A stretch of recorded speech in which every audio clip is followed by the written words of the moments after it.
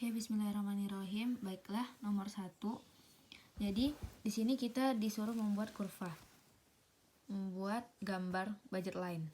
Nah, jadi kita pertama dulu kita buat kurva. Kurvanya seperti ini.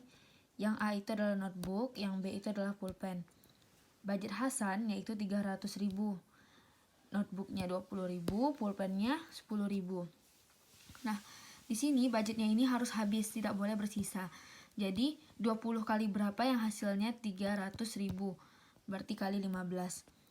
Terus 10.000 dikali berapa yang hasilnya 300.000, berarti dikali 30. Nah, kita buat tarik garisnya 15 ke 30. Terus ini kenapa bisa 10, ini kenapa bisa 10? Karena jika si Hasan beli notebooknya sebanyak 10, maka 10 kali 20, 200.000. Sisanya 100.000. Nah, dia maka bisa membeli pulpen dengan 10 buah. Begitu juga selanjutnya. Jika dia beli 5 notebook, maka dia bisa membeli pulpen sebanyak 20. Dan ini dinamakan dengan budget line. Gambar ini. Nih, garis ini budget line. Nah, selanjutnya nomor 2. Nomor 2 ini soalnya apakah yang akan berubah pada budget line jika harga notebook itu meningkat menjadi 40.000. Nah, di sini disuruh gambarkan dan jelaskan. Nah, di sini budgetnya masih tetap 300, notebooknya 40.000 karena dia meningkat di soalnya, pulpennya tetap 10.000. Nah, jadi yang kita di sini kenapa buat 7? Berarti 7 kali 4 itu 280. Sisanya ada 20.000. Nah, 20.000 ini kita bisa membeli dengan pulpen. Berarti dapatnya 2 pulpen. Jadi, jika si Hasan ini membeli 7 notebook, maka dia dapat membeli 2 pulpen.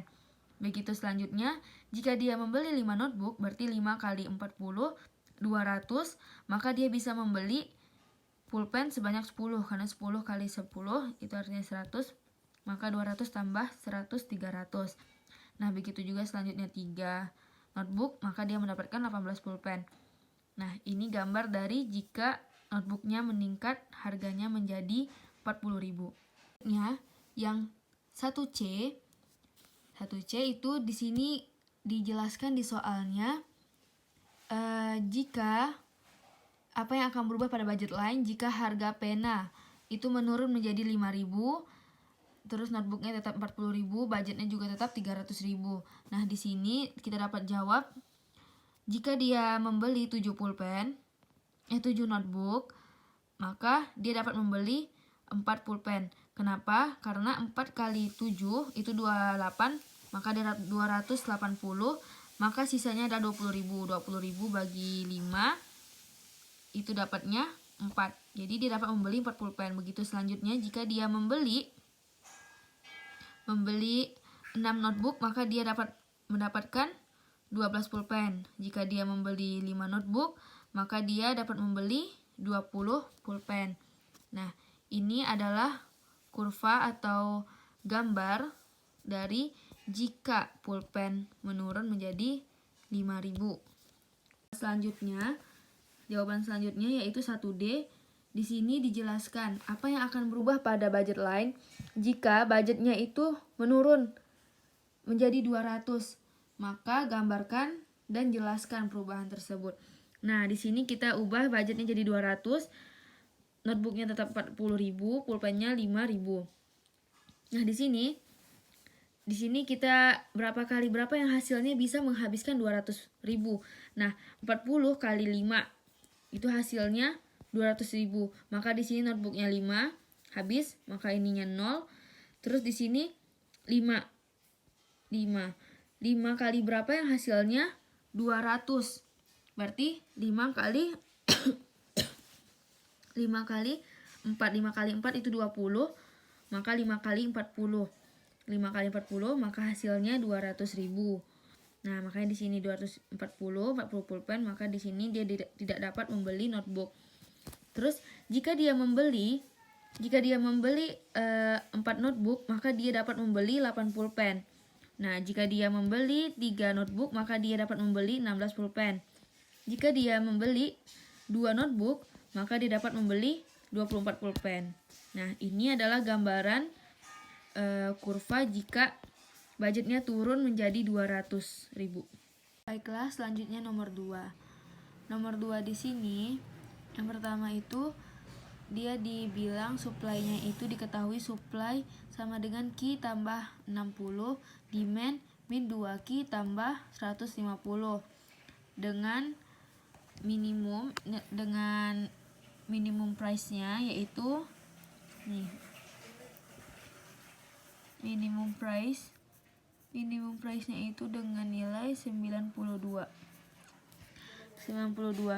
Nah, kita akan mencari yang A ya untuk membuat grafik dan hitung dead weight loss-nya. Nah, pertama kita cari dulu nilai Q-nya dengan buat cari persamaan dari kedua supply dan demand. Nah, tadi Q tambah 60 sama dengan min 2Q tambah 150. Nah, yang ada variabelnya kita pindahin ke sebelah kiri, pindah ruas. Q tambah 2Q sama dengan 150 kurang 60. Nah, sama dengan 3Q sama dengan 90, Q sama dengan 30.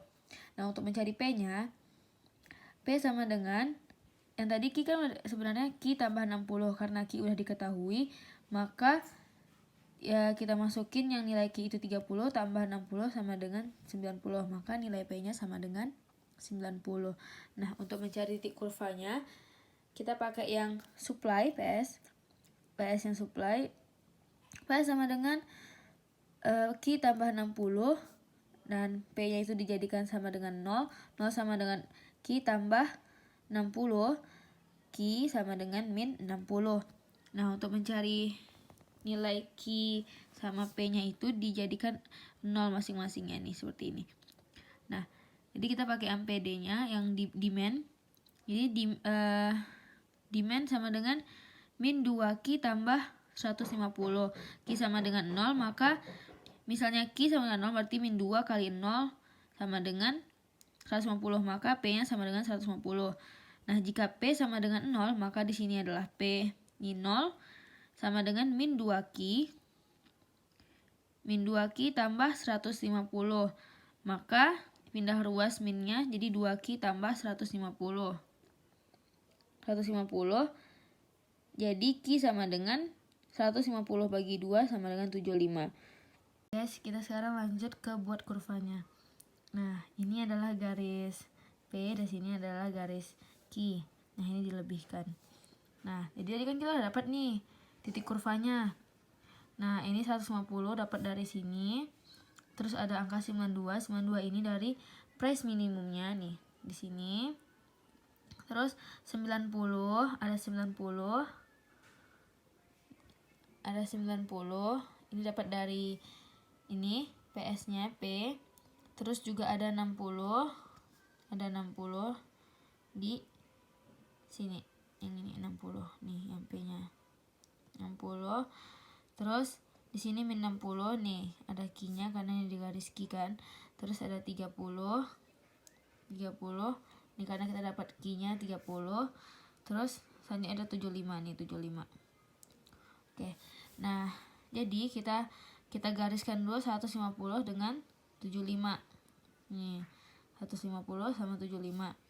Terus 90 dengan 30. Kita garis putus-putus.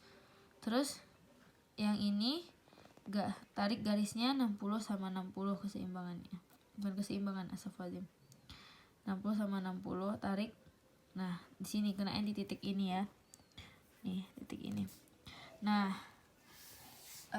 untuk selanjutnya jadi kita sekarang mau menghitung minimum price-nya. Kita lihat nih, nilai 92-nya ini melewati supply atau demand. Ternyata dia melewati demand. Maka karena dia melewati demand, rumusnya itu PD sama dengan min 2Q tambah 150. 92 yang tadi ini minimum price-nya sama dengan min 2Q tambah 150. 2Q sama dengan 150 dikurang 92 sama dengan 2Q sama dengan 38, Q sama dengan 29. Nah, selanjutnya PS. PS-nya ini 29 tambah 60. 29 dapat dari mana? Ini kan sebelumnya adalah Q tambah 60. Nah, ini 29-nya. 29 dapat dari Q ini. 29 tambah 60 sama dengan 89. Nah, untuk mencari kurvanya itu, kita juga harus ada rumus. Rumusnya apa? Rumusnya ini, luas segitiga. Luas segitiga sama dengan setengah kali alas kali tinggi. Nah, setengah kali 1. Kenapa 1? Karena keseimbangannya di sini, keseimbangannya itu 30, titik keseimbangannya 30 dikurang 29. Maka hasilnya 1. Nah, cari tingginya gimana? Tinggi ini dicari dapatnya dari 92 titik minimum price-nya dikurang dengan 89 yang PS-nya ini. Jadi dapatnya nilainya 3. Nah, setengah kali 1 kali 3 sama dengan 1,5. Nah, karena kita udah dapat hasilnya 1,5, maka kita kembali lagi ke kurva kita. Nah, di sini tadi kan ada yang baru ya. Angkanya ada 29 sama 89. Nah, 29 letak di sebelum angka 30, 90. Terus 29 letaknya sebelum angka 30, sedangkan 89 sebelum angka 90. Nah, kita tarik garis putus-putus sesuai dengan angkanya 29 sama 89. Nah, jadi seperti ini. Jadi kesimpulannya adalah konsumen adalah keuntungan yang diterima pembeli dari partisipasinya terhadap suatu pasar, sedangkan surplus produsen adalah keuntungan yang diterima penjual dari partisipasinya pada suatu pasar. Sekian, mohon maaf bila ada kesalahan. Terima kasih. Wassalamualaikum warahmatullahi wabarakatuh.